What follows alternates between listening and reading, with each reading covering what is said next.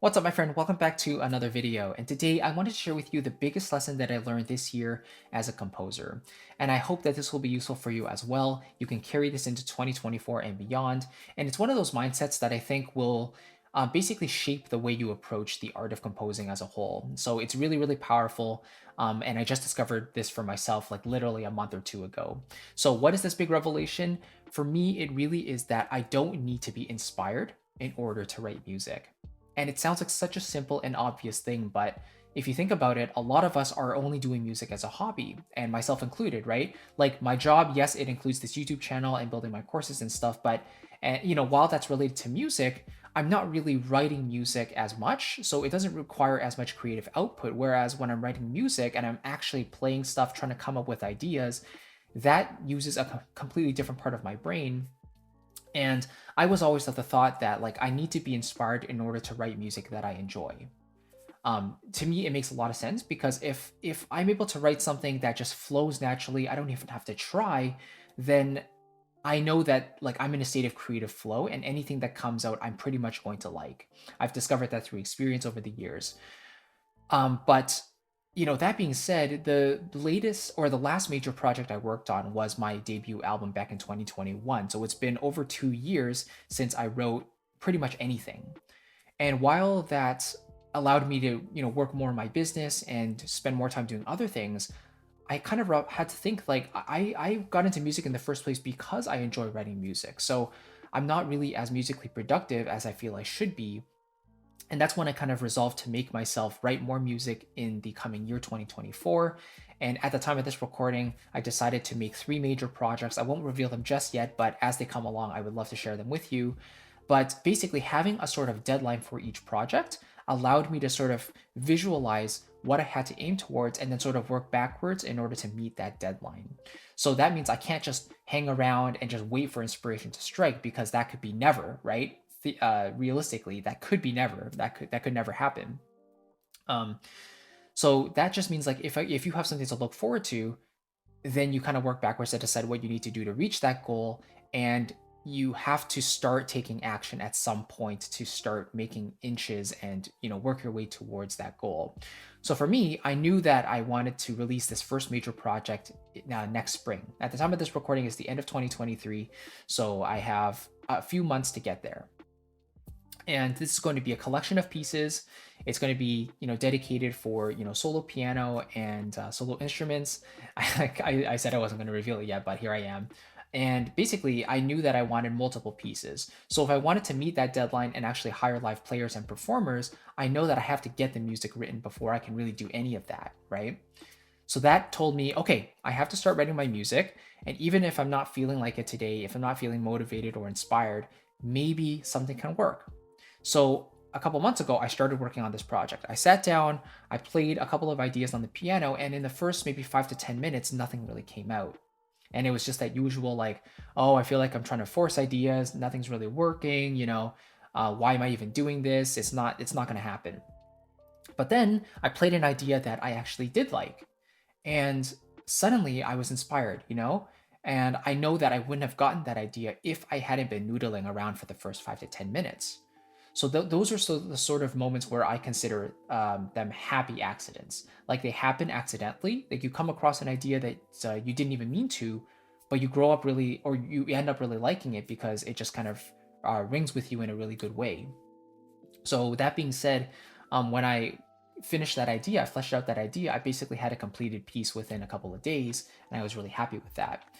Now, that sort of routine and discipline kind of kickstarted my creative juices for the next couple of weeks, actually. So I had a couple of days where I was about to sleep or I was sleeping, and then I woke up at like 5 or 6 a.m. because I dreamt up this new idea, and I knew that if I didn't write it down, it was going to be lost forever.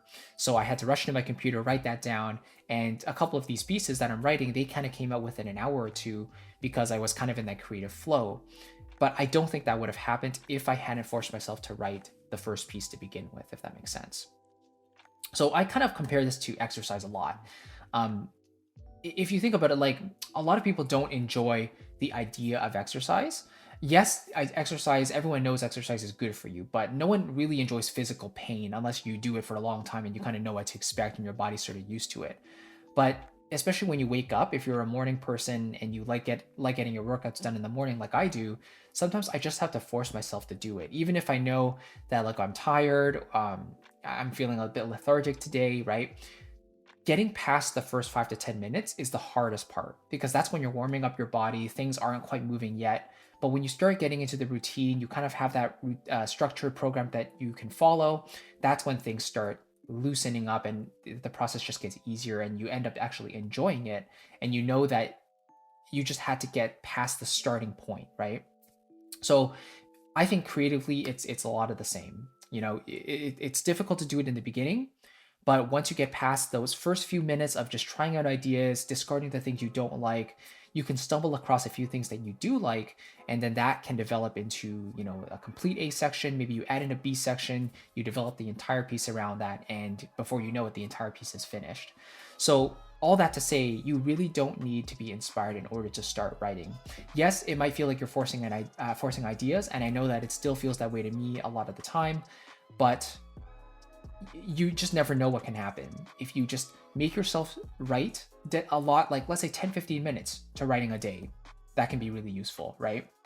So maybe 70% of the time you come up with ideas you don't like, but that remaining 20-30%, that can just feel the best. And again, that can create a routine of writing, but also give you those creative juices that you might not have had prior to trying this exercise. So all that to say, please write, even if you don't feel like it, even if it's just a couple minutes a day. That is dedicated creative time for your craft, and it can be really helpful.